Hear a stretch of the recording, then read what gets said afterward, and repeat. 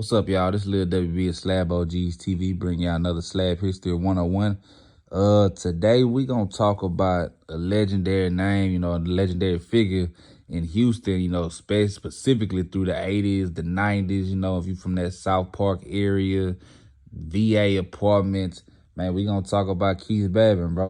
Just to kind of paint a picture for y'all, when y'all talk about Keith Babin during the 80s, you kind of got to think about what was going on during the time in the 80s, specifically in South Park in Houston. You had the crack area that was out during this time. So I did some research probably like a couple months ago, and it was a article about a guy that was I think a police chief or something during this time, and he basically wrote an article saying that South Park during the 80s, kind of like the early 90s, mid 90s, that South Park pretty much cannibalized itself, with the drugs, the prostitution, pimping, the violence. It was really treacherous during this time in Houston.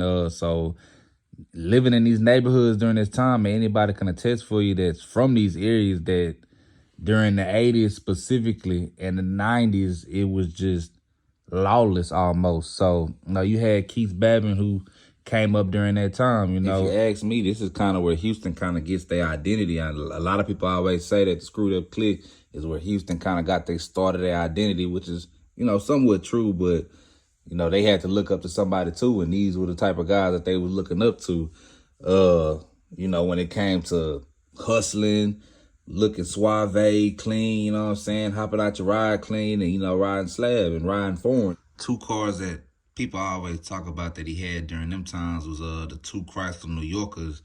I guess they was real clean, you know what I'm saying, back in the day. I've never really just seen New Yorkers slabbed out like that.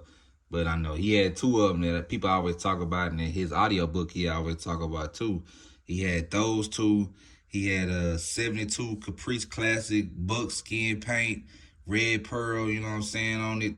And the infamous Astro van. Now, the Astro van is a kind of something we really don't talk about too much on the channel. A lot of people don't really talk about it because I don't know why, but, like I always say, it's more things to the slab than just, the swangers. Back in the day, it was the swangers, the Hollywood tops, the foreigns, and then you had to have your Astro vans, your mini trucks. So he had an Astro van that it's a beat contest. I can't think of the name, but people from the 80s and the 90s always talk about this beat contest, but I cannot think of the name right now. But he used to take the Astro van up there.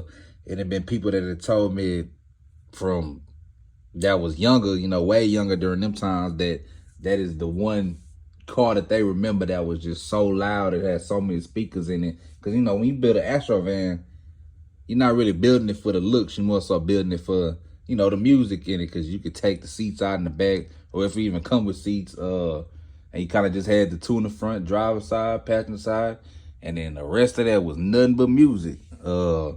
And, he had it painted, top on it, and people always talk about that car. One thing I always hear is that if you was on one end of MLK, he could be all the way on MLK and 610, and you would hear him coming down the street all the way from over there. So, the Astro van is infamous, you know what I'm saying, because of how loud it was and how much beat it had in it, how many... Then to fast forward a little bit, he discovered street military and started Gerard Records. If you from the South Side, man, street military, that's what everybody would listen to. Just like during this time, you had people on the North Side jamming Trinity Garden Cartel. On the South Side, everybody was jamming street military in the streets, That's why Keith Babin is well respected, because, he was respected in the streets. He was respected when it came to the cars and the slab. Then he was respected in the music game. Then in the early 90s, he got caught up in a drug conspiracy that put him away for, I think, like 25 years, if I'm not mistaken. Like 25, in between like 25 and 27 years that he got caught up in. And, man, he home now.